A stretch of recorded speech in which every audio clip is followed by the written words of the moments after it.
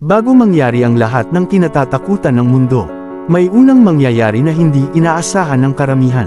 Ito ay ang rapture. Ang rapture ay ang biglaang pag-akyat ng mga tunay na nananampalataya kay Jesus. Sa isang iglap, sa isang kisap mata, ang mga buhay na tapat at ang mga namatay na kay Kristo ay aakyat pataas upang salubungin ng Panginoon sa himpapawid. Walang babala, walang senyales na hihintayin, habang ang mundo ay tuloy sa normal na buhay. May nagtatrabaho, may natutulog, may nag-e-enjoy. Bigla na lang mawawala lahat. Pagkatapos ng rapture, saka pa lamang magsisimula ang malaking kapigatian. Isang panahong puno ng panlilinlang, takot, at matinding kaguluhan. Lilito ang Antikristo, at ang mundo ay mag-aakalang may solusyon na. Pero iyon pala ay simula ng mas matinding pagkawasak.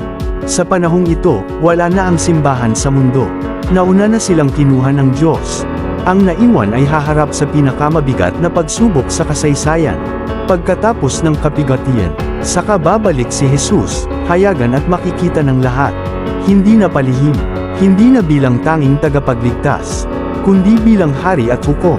Kaya ang tanong ay hindi kung kailan mangyayari ang rapture, kundi kung handa ka ba kapag ito ay dumating.